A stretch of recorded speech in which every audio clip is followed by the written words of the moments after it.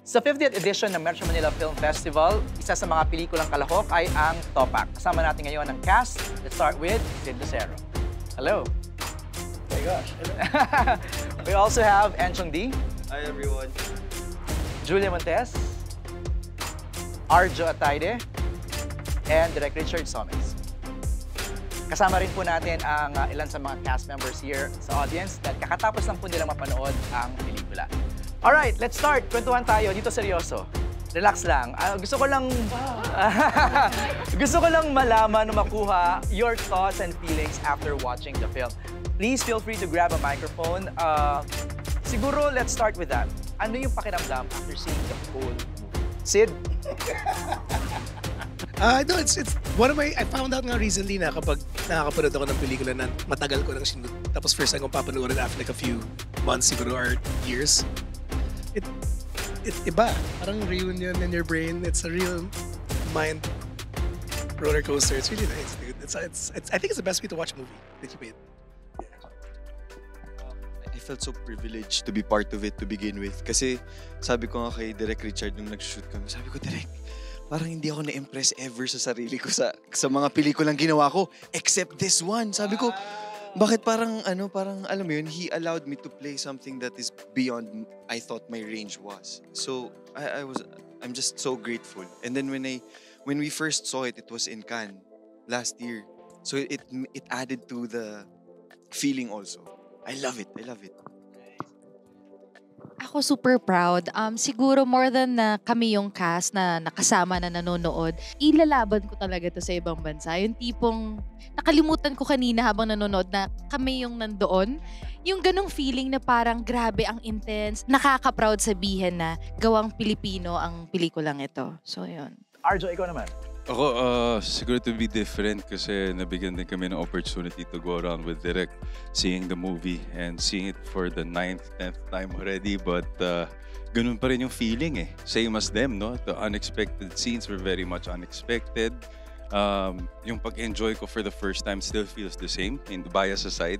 And of course, it's much more special today given that ang tagal din ng buong cast nag-intay na mapanood to First over time a lahat. year.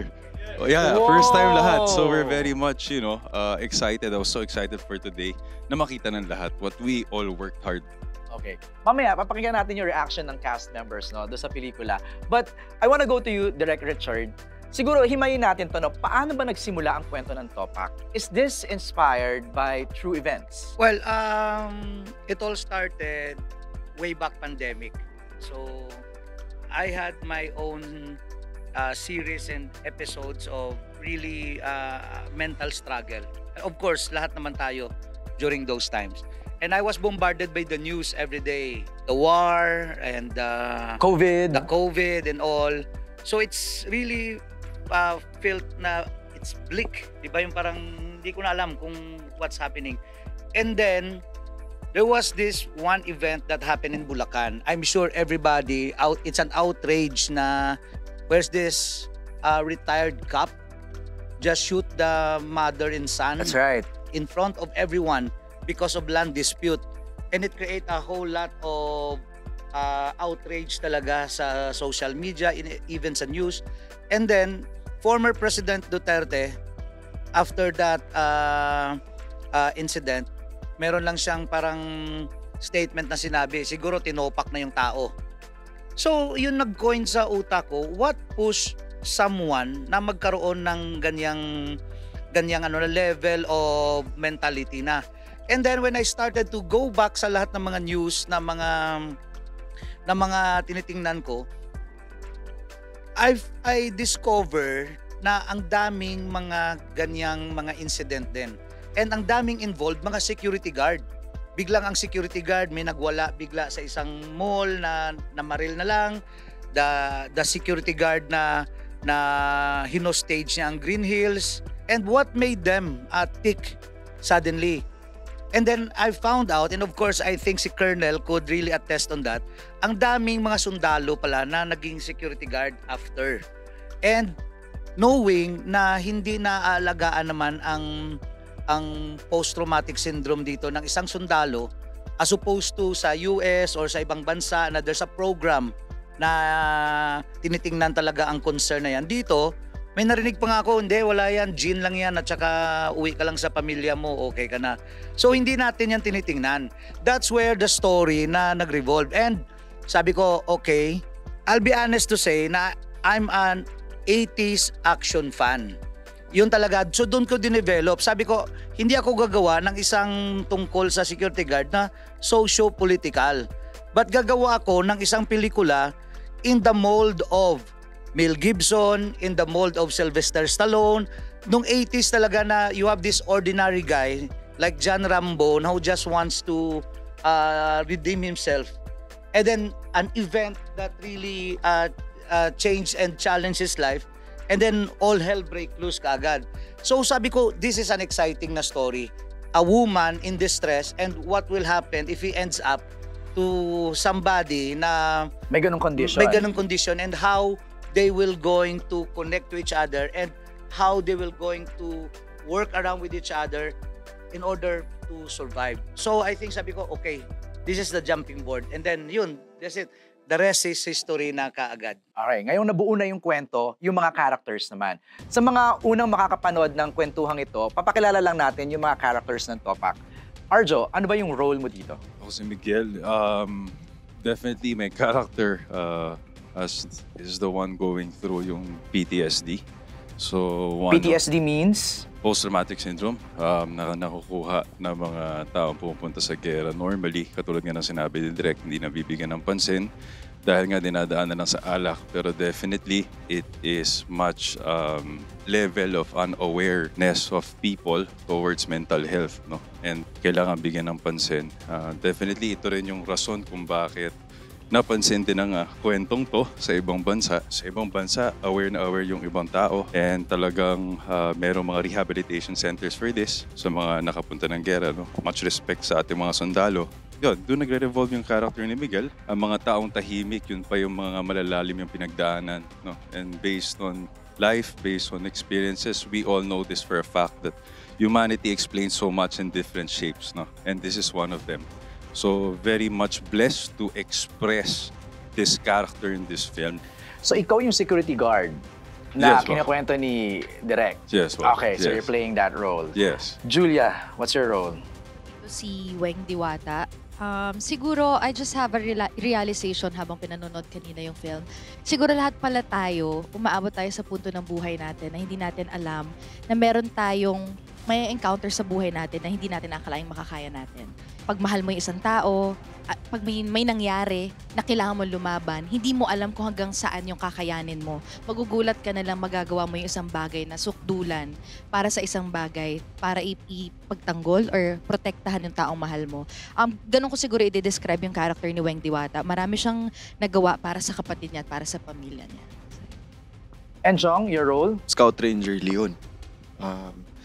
Siya yung dahilan kung bakit natitrigger yung pagkatopak ni Miguel. And yung sa character ko, nakadepende talaga ako kay Colonel kasi nung ginagawa namin to, syempre wala. Siya ang nagagabay. Yung nagagabay talaga sa amin. Syempre, ang napapanood natin, yung nalalaman natin is yung news na, 'di ba, pagdating sa mga ganitong incident. So, ang hirap mag-dive in na wala kang background masyado. And then, sobrang swerte namin kasi dun sa production ng Nathan, sinigurado nila na meron talaga kaming guidance ng mga taong involved doon. So, yung pagiging Scout Ranger was guided by Colonel. Alright. Sid, your role please. I play Romero, and the way I see it, he's cut from the same cloth as Miguel, born from the same kind of violence, but turned out very different. Yung version ni Romero. Kilala na natin yung mga characters, yung kwento nung Topak na ihain mo na. Parang ano siya, talagang hard action talaga siya. Nag-enjoy ba kayo doon sa ginagawa niyong mga eksena na yan? It's a Richard Somes, bro. I know. Julia, lalo ka na. I mean, you've done action in TV, pero first mo to for film, di ba? Masarap yung hindi ka na nakikipagsampalan, nakikipagsapakan ka na. Yun yung masarap sa pakiramdam. Hindi kasi syempre, let's be honest, sa Pilipinas kasi medyo iba ang tingin sa babae. So, ang sarap sa pakiramdam na nagkaroon ng tatak Somes na ganun yung yung lalaban ka. Kasi nga, yun yung sinasabi ko, hindi nyo alam kung ano ang ilalaban mo, lalong-lalo na kapag mahal mo sa buhay yung involved. So, walang gender pagdating sa ganung aspeto. Okay. Arjo, nag-enjoy ka dun sa mga action scenes. I mean, sanay ka na naman, but iba kasi yung nakita namin dito eh. Pagod, grabe yung pagod dito. Alam ni Enchong yan, nagka-extra lang sa ko bigla eh. But, oo, alam niya. Because, wait, balita ko, may isang eksena pa na parang natotoo. parang part kasi yun eh. But anyways, kasi it's something that we shake off for sure. But definitely yung blood was something new to me because Okay. it's also my first time working with Direk Richard. Kaya sobrang kakaiba. Kakaiba experience yung, alam mo, yung director mo na sobrang passionate nandun sa set, di ba? Tagabuhos ng dugo sa'yo. So, alam mong, it's very hardcore and we're very blessed not to have this experience with Direk Richard. Kasi nga, sabi ko nga, I've been doing action for how many years? But to each his own. Laging merong bagong experience kada director. So, yun. Ano bang style ang pinasok mo dito, Direk, sa Topak? Number one, aminado ako sa sarili ko kasi na we cannot compete with a high budget and with a highly skilled and trained na mga action films sa Asia. Most especially Hong Kong or even Thailand or Malaysia. What we have as Filipinos is the grit and the attitude. Oh my God, tumatayo Blabo kasi baka ko na yun lang ang promise ko sa kanila. We are not known as a martial art country. Yun yung sinabi ko. But we are known as a brawler. We fight. Pinoys fight. Umuupak kahit saan. So doon ko minolde lahat na ang importante dito kung paano nyo i-carry yung attitude nyo. Kasi if you look at sa buong picture, even the smallest role and the biggest role, I always give them moment because that's how I want the audience to see yung attitude at saka yung elemento ng bawat karakter. And I'm very, very thankful na pull off namin lahat yon. And I'm so honored na nakita natin doon sa kanila lahat. From Sid, of course, to Arjo, to Julia, and to Enchong and the rest of the cast. Second nature na yung action eh. I could throw blood every day sa kanila. Okay na yun eh. Pero para ma-pull off ko yung tamang itsura, tamang acting nila, at saka yung tamang attitude nila. According nga kay Martin Scorsese, sabi niya, you must fall in love with your actors to get the best out of them. So I think na-in love talaga ako sa mga artista ko eh. So yun ang pinaka-edge and advantage ng Topak sa ibang pelikula na action. First time mo maka-work silang lahat, Direk? Work with Arjo sa Provinciano. I've worked with Enchong sa TV series. I've worked with Sid sa some TV series also. But it's my first time to work with the ever gracious and powerful Miss Julia Montes. So yun yung it gets me excited. Right. Anong favorite yung action scene na ginawa? I'll go first kasi ang sobrang tumatak sa akin yung experience na ginawa namin ni Joe. Kasi ang hirap kasi, di ba pag umaarte ka nasa harapan, wala kang... And then nakita ko si Arjo lumalakad, umupo siya doon sa likod ng camera. Tinitingnan niya ako. So sabi ko, sandali, mas yung biglang bumigat siya kasi nandun siya sa harapan eh. Kasi yun yung pinapagawa sa akin ni Direk Richard. Sabi niya, kumbaga kahit hindi mo siya nakikita, gusto mong iparamdam sa mata mo na ikaw na bahala sa lahat. Well, ito na to eh. Ang ganda ng proseso. Julia, Arjo, Sid, your favorite scenes? Ang hirap mamili. Ay, ang To be dami, honest, mahirap mamili. Kasi ako, kahit hindi kasama sa scene, pag pinanonood ko sila, sobrang ma-amaze ka. Yun nga yung sinasabi ko, nakaka-proud yung film. Maging Pilipino, na tayo gumagawa ng ganito. And tama si Direk, hindi man tayo blessed ng well-budget na films lagi sa Pilipinas. Pero ito lalaban. Tapos ang ganda nung connection ng bawat isa. Kasi tulong-tulong eh. Ito yung siguro yung masasabi kong, yes, mahirap. Kasi physically, emotionally, merong hinihingi sa'yo. Pero ito yung film na parang kung pwede ulit-ulitin mo, isushoot mo. Kasi ang saya ng buong film. Pero yung mga ini-instruct sa'yo ni Direk na tatalon. Excite ako eh. Medyo napagalitan nga ako kasi tumalon ako from second floor pababa. Kasi ganun ako ka-excited dun sa feeling na gawin natin. Sige, game. Walang double? Direk, Mike. You need to convince them. So like for example, Julia, sukatin ka lang namin ha, sandali ha. So, inaangat na siya ng harness. Okay, sige nga, bagsak na si Julia. Okay, kaya. Julia, try lang ha, iangat ka namin. Sandali ha. And then, bagsak nyo nga siya. Bagsak nyo nga siya. Mamaya nagulat ka na sa 30 feet yun ha. 30 feet yung tinalo niya. And then si Julia habang nakahang, Sabi niya, niloloko niyo ako eh. Kasi sabi ko, i-roll nyo na, i-roll nyo na.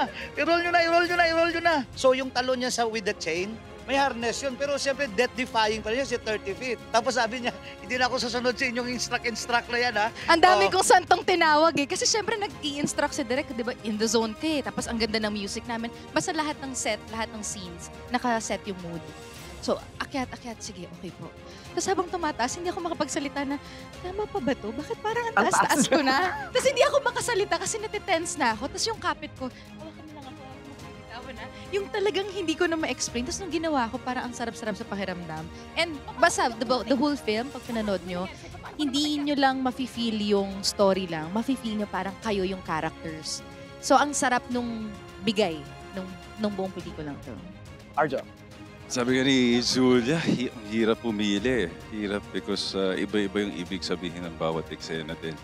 And definitely, characters have different representations. Pero definitely, nakwento nga ni Enchong, parang isang buong pelikula yung pagka-shoot natin ng intro ng pelikula. That itself, how ilang araw namin sinut and roller coaster of emotions. So Chong was able to explain thoroughly. That's one of my favorites. But one of the scenes no, na sobrang paborito ko was yung ending. Yung sa amin ni Sid, of course, that explains honor naman, no? Word of honor. Na at the end of the day, no matter what, no, a soldier is a soldier. And they deserve the respect. And that itself explains a totally different, it has different explanations to me. That has so much meanings as well. So I think yun. And the rest, lahat, I think lahat naman is my favorite, definitely. Yung eksena nyo ni Paolo Paraiso yung flashlight. Yeah, yung Oh, scene grabe daw. rin yun. Yeah, so that was also one of the ideas of Direct Richard kasi obviously it was also tricky kasi people might find it, what they call this, unbelievable or too experimental, I should say, as per se. Pero it really does happen kasi the whole setup kasi naman talaga madilim at ang taong paglabas biglang liwanag talaga nakakasilaw naman. So it really does make sense and really is justifiable. So that one I super enjoyed with Paolo kasi yun nga, never been done and definitely it was fun. Sige, Paolo's reaction. Ano Yeah. bang ano? Hindi, masaya talaga yung pag-shoot namin na yun. Kasi we did that when Direk Erwin and Direk Richard na doon, sinabi yung idea about the fight. Lonti na kami ni Arjo, barilan to, pero parang maganda. So we rehearse namin yung movements. Conceptually, noong una parang, tama ba yun? Pwede ba yun? Pwede ba natin gawin yun? And then of course, yung bilib na lang namin kay Direk Richard, yun na lang yun, I think it will work. Pilood namin yung unang playback, parang, yun pala yun. Okay. So, yun. Pero we seek an advice sa isang self-defense expert talaga. That's why they always urge women to bring flashlights every night. Because that's the first primary weapon. You had the chance for a 5 seconds na blind eh. Pag malakas ang flashlight mo. So sabi ko, this will going to work. And lalo pa yung flashlight namin, parang xenon light ang ilaw niya. So it could work. Isa sa mga scenes na pinalakpakan sa Kansian with Arjo. They said, Arjo with the flashlight, it's the one that is something remarkable. It's daw. really different, direct. Kakaiba talaga siya, yung scene na yon. Sid, favorite scene or that scene na challenge ka? Para sa akin, yung buong pelikula is parang 2-3 eksena lang siya eh. Para sa akin. That's my first favorite. And then, yung buong fight scene sa dulo. Because never ako naka-experience ng isang eksena ng 3 araw kinunan. Yung scene na yun, 3 araw yun? 3 araw kami nasa ilalim. Tapos, Bakit Actually, ganun katagal, if you look at direct? it, it's not an artificial rain anymore. Ah, We shot ulan in na the talaga we yun. shot in the middle of the storm. May artificial pero hindi na nagwo-work kasi storm na yun eh. Bagyo na yun ang Wow! bagyo na yun. Meron kami dami dito, bonfire Peter 10. Okay. sa gilid. So nakikinig na kami na totoo. I can't believe tatlong araw pala yung pinapanood namin na eksena na yun, na closing na yun. Okay, other cast members, meron ba kayong Cholo, ayan, si Cholo, ayan. Favorite scene? Pinaka na-challenge kang eksena? Madami. Pero siguro one of the... Pinagtatawanan ka ng mga tao dito, bakit Hindi ko ba? alam eh. Hindi ko alam. Ngayon na nga lang ako nagsiseryoso, pinagtatawanan pa ako. Siguro yung scene with the flamethrower of Timmy. Kasi kasabay ng eksenang yun, kinunan namin lahat ng blasting. Actually, parang ang dami mong nilabas ito direct, no? sobrang saludo ako with my actors how they commit. Like for example, we have fight scenes na talaga na with Arjo. Nagsasabi na siya na ang legs niya nagsishake na. Oh. Sa pagod. I mean, hindi siya biro eh. Kasi buo siya na fight scene eh. But sabi niya, kaya pa, one more push. So even yung ang talon niya doon sa woods, ano yon, yung energetic na yon na to the point na sabi niya, pag-pack up nito, bagsak. And he texted me kagad, direct, I slept for 3 days. Sabi niya, kasi nga, ang challenge sa kanila, most especially kay Arjo, okay lang yung karate-karate. May emotion ka pa eh, may galit ka pa, may rage ka pa, tapos nagpe-prepare ka pa na, uy, si Enchong, iiyak pa ako mamaya. And then nakalimutan natin lahat, nasunog ang buhok ni Sid. Oh, nasunog ang buhok ni Sid, di ba? Oh, amuka. Accident? Oh, yung No apoy, way. bumalik sa kanya. Oo, sa yon. And then, nakalimutan pa natin na si Julia nag-acting lang, may nakabaon na napako sa tuhod No niya. way! Tapos suddenly, ika-ika na siya. Ano nangyari kay Julia? Ba't naika-ika siya? May pako. Sigaw na ng lahat. Medics, medics. Sabi niya, hindi ko, tanggalin ko na lang to. Tinanggal niya. Yung gapang niya kay nauntog ang ulo niya doon, tiniis niya na lang. Pagsipa niya, nauntog ang ulo niya doon. Tapos paglingon niya, di ba kasi warehouse yun? So may mga pako na ganito nasa tuhod niya na yun. Itiniis niya, sabi niya, continue natin. Mamaya na tayo anti-tetano. So ganun ang mga commitment na nakakalimutan mo na with the adrenaline. Wow. Adrenaline na yun. Okay, isa-isayin natin yan direct. Pa-reactin natin tong mga artista mo. Sid, nasunog ang buhok mo. Mukha, actually. Mukha. Eyebrows, eyelashes. Oh. Hindi, sa totoo lang, safe naman talaga eh. In fact, kasalanan ko kung ano nangyari. First take, everything was great. As in, ito yung, when we first open fire with, anong pangalan ng character mo? Si Azarcon. Yung first time namin mag-showdown basically. Nung nag-second take, inaayos nila yung rigging and dun sa mga effects. Sabi ko, uy, may sparks doon ako dadaan. Completely forgetting that green gas, which is what we use to load our, ang tawag dyan, yung our airsoft, yung mga pang-airsoft, is highly flammable. Which I knew. I knew this. Alam ko naman yun eh. Pero ang angas kung duman ako doon sa fire, di ba? And then duman ako sa fire. Sabi ko talaga, yung glass. Spark. Boom. Na-imagine namin. Kompleto eh. Klaro. Which part? Right, left? The whole thing? Oh my. It's fine. Wala naman Right, problema. right, Kasi wala right. naman talaga. Tapos, na-shock lang talaga ako kasakala ko sa sabog eh. Oh my goodness. Julia, yung kwento ng pako.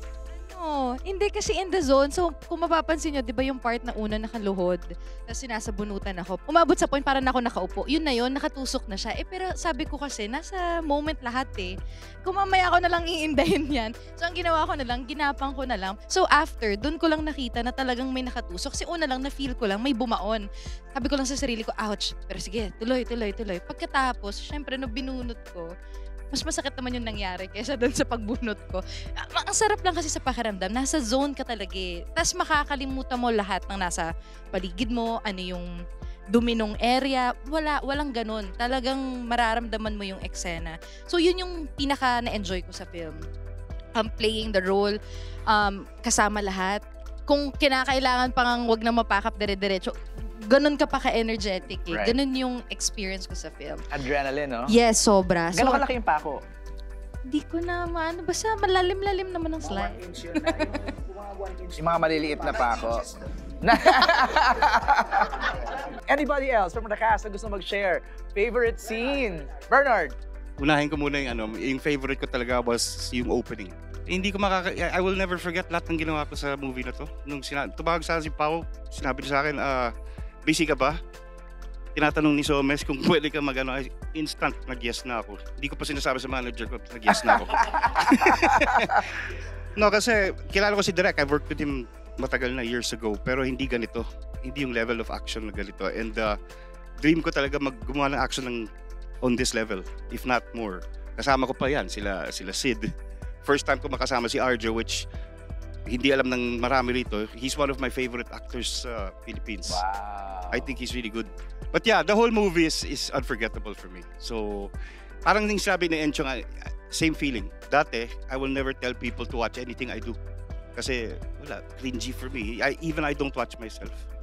Pero, this is one movie na sinabi ko na sa lahat, di pa nga showing, sabi ko, uy, abangan nyo ah. So, a lot of people are, inaabangan nila talaga yung Topak. Thanks, Bernard. Bernard mentioned a few of very interesting words, no? Isa is yung cringe. When I first saw it, parang usually may mga action movies ako nakikita na parang medyo cringy yung moment, yung the way it was choreographed. But this one, it's different. Iba talaga, direct. I think kasama na yung taste. Okay. Wag mong gawing katawa-tawa yung action na minamahal mo sa Pinoy.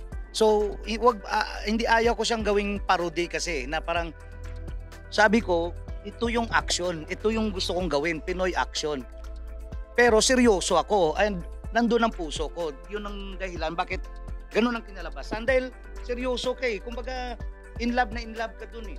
Wala akong pretensyon. Wala akong pretensyon na maging Hollywood. Wala akong pretensyon na maging super slick or John Wick to. Hindi to John Wick. Pinoy ito na pelikula. Barako, lahat.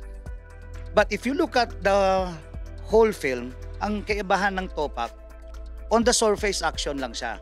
Pero, metaphor ito ng lahat ng mga takot, pangangamba, at mismo sa takot at pagwalang tiwala sa sarili. And ang magandang statement na I think na nabuo ko sa pelikula, dahil ba masamang tao yan, he deserves to die? Yun lang yung question ko. Deserving ba ang tao na tirisin mo na lang na parang ipis? Yun yung mga dilema na gusto kong i-cross.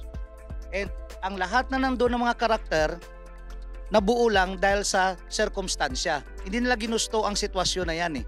Kaya, pasalamat ako with Miss Sylvia Sanchez na siya talaga ang nagtutok na direct, let's put a heart. Kasi sabi ko, and sabi niya, okay, kaya nating magpasabog-sabog. Pero ang difference ng pelikula na to na any common tao, lalo na ang Pinoy, makarelate na ay ganyan ako. 'Di ba napaka-powerful na scene sa akin, may papatayin sila, nag-pray pa sila. Totoo 'yun. Wala kayong may nakitang mga death squad ko na tayo na mga bata. Wala tayong ganoon, 'di ba? Wala tayo na mga bata. May pinaparinggan ka ba, Direk? Hindi, 'di ba? Di ba? Oh. Abangan yung next movie. 'Di ba? Pero I really take it seriously. Kasi nga, yun nga, ang tingin ng tao, lalo pa pang ng Pinoy audience, pag Pinoy action, bano, lagay na natin yun. Yun ang tingin nila eh. Yan, parang, hindi naman ganun yan, di ba? Now, it's our time to change that mindset, to elevate that mindset na matibay tayo. We have certain kind of signature. And I think na pull off ng lahat. At saka, pasalamat nga ako ulit na talagang tinutukan ni Miss Sylvia Sanchez na mag-work to kung may nanay to, mag-work to kung may kapatid to.